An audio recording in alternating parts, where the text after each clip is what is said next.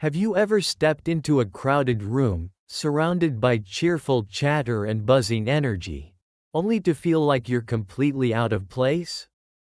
Not because you're shy or antisocial, but because everything feels strangely empty.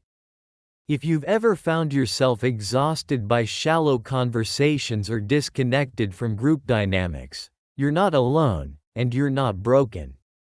You may simply be someone who values depth over noise, meaning over performance. Arthur Schopenhauer, the German philosopher known for his sharp intellect and unfiltered honesty, believed that most social interactions are not about connection, but about distraction. In his eyes, people gather not to share truth but to escape boredom. He described socializing as a kind of performance, ritualized small talk, politeness, ego games, none of which nourish the thinking mind. And that's why highly intelligent individuals often feel alien in typical social environments.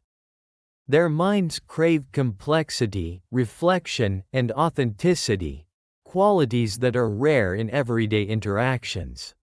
This isn't arrogance, it's sensitivity. For the intelligent mind, conversations that lack depth feel draining. Constantly exposed to the superficial, they find more joy in solitude than in noise.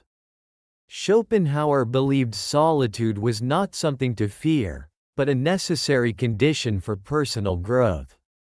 Being alone allows us to think freely, to reflect without interruption, and to create without compromise.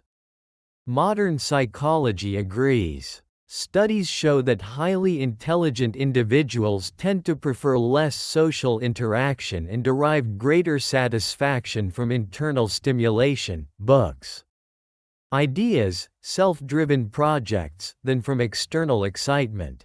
Take Nikola Tesla, for example. Despite shaping the future of energy and technology, he lived a quiet, reclusive life. Not because he disliked people, but because he found more wonder in silence than in small talk. Or consider J.D. Salinger, who, after achieving literary fame, retreated completely from public life. To these figures, solitude was not isolation, it was a sanctuary for the mind.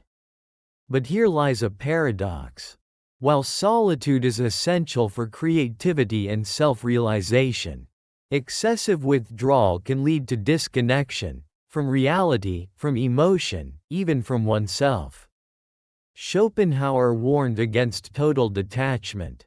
True wisdom, he believed, lies in balance, selectively engaging with others, maintaining clarity and inner peace, but still learning from life and people. That means not rejecting society entirely, but interacting on your own terms. Not chasing social validation, but choosing meaningful connections. One deep conversation can outweigh 1,000 hollow exchanges. And one genuine relationship is worth more than 100 superficial ones. The problem is that we're conditioned, from childhood, to believe that constant social engagement is a virtue. Schools, media, workplaces, all reward extroversion and social performance. But for intelligent individuals, this constant push to conform can feel exhausting. Their happiness doesn't come from fitting in. It comes from being true to their thoughts, their questions, and their inner compass. So if you've ever felt like you're living in a world that values volume over value, don't despair. That discomfort you feel isn't weakness, it's awareness. It means your mind is searching for truth in a world that often rewards illusion. It means you're awake. And here's the final, most powerful realization: intelligence isn't about rejecting the world. It's about transcending it. It's about engaging with life authentically, not habitually. Solitude, used wisely, isn't an escape, it's a source of power. It gives you space to grow, to master yourself, and ultimately, To give back to the world in a way that aligns with who you truly are.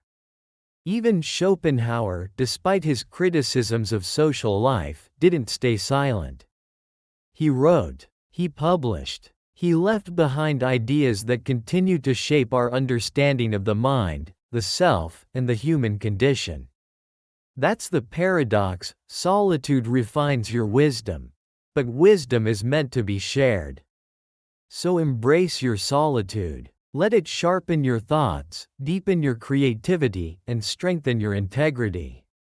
But also find those rare, beautiful moments when connection becomes meaningful, when someone truly sees you, not your mask. Because the goal is not to isolate forever. The goal is to walk the fine line between inner depth and outer contribution, between retreating into thought and returning with insight.